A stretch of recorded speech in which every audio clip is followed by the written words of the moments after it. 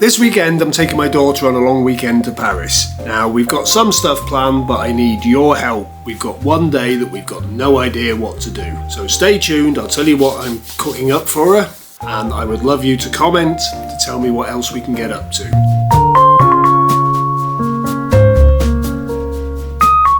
Those of you who've been watching my other videos wonder, what the bloody hell, he's off on holiday again? How does he do it? Well, there will be videos coming up to tell you how I do it. And it's not as expensive as you think. We're going in August, and you would be gobsmacked when I tell you how much it actually cost. I'll do that at the end. So we've been to Paris a few times before, usually coupled with a trip to Disneyland, which the kids loved. So they've done the Eiffel Tower, they've done the Louvre, they've done that horrible shuffle. And let's face it, we're going in August, the week after the Olympics and the week before the Paralympics. The place is going to be crawling. So we're getting there on the Friday. We're lucky enough to be staying in Montmartre, and that's close to the 𝐓𝐘𝐒, which I'm hoping to squeeze in on the Friday night and just familiarise ourselves with the area. Now on the Saturday, Titch has said she wants to go to the catacombs. I don't get it. I really don't get it. It's just a bunch of skulls and stuff, but it's my daughter's holiday. She's worked really hard this summer, so I'm going to take her to the catacombs. And while we're staying on a death theme, you can't go to Paris without going to Père-Lachaise Cemetery. Obviously for me the attraction is Jim Morrison's grave because it's different every time you go. Surin's very interested in the history of the Holocaust, and they've got a very interesting Jewish quarter in the cemetery that she'd like to go to, and of course there's lots of other famous dead people there. There's Oscar Wilde, Molière, I'll remember when I get there. And then there's a treat for Surin on Saturday night, which I can't tell you about yet because she doesn't know. So you'll find that out while we're there, because Surin's more mad on social media than I am, so there's going to be plenty of shorts and Insta moments and everything else.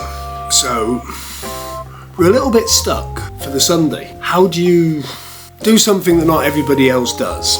I was toying with the idea of the Musée de l'Armées because it's got Napoleon's tomb, but she's 16, you know, what can we do that's fun?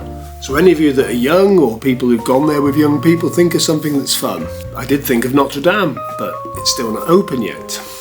Obviously we're going to spend some time on the Champs-Élysées, just drinking coffee and looking at expensive clothes. I'm afraid that's going to be part of it. But have you been to Paris before? Give me an idea. Usually I'll do what I normally do, and I'll attack Viator, but it's going to be hot, and the one I fancy is a cycling tour, you know, on an e-bike. But the thing is, most of the stops will be places we've already taken in, so there's got to be something.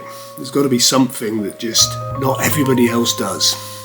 So hit me up with your ideas, do stay tuned, and there'll be updates daily.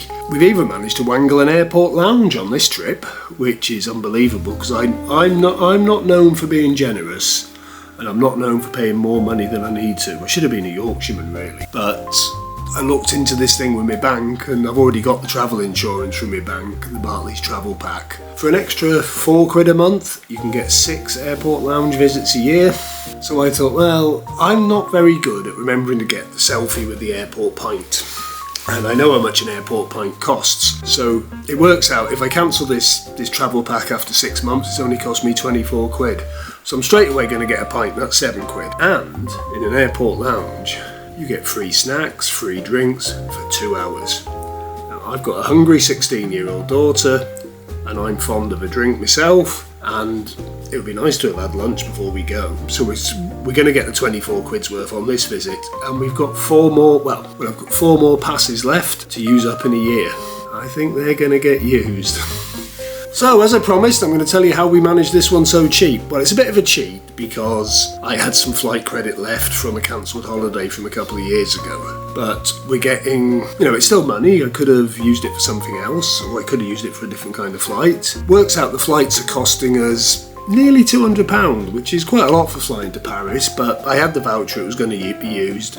But I've looked online, you can get a flight for as low as £40 return, maybe not in August, so yeah, let's forget the flight element.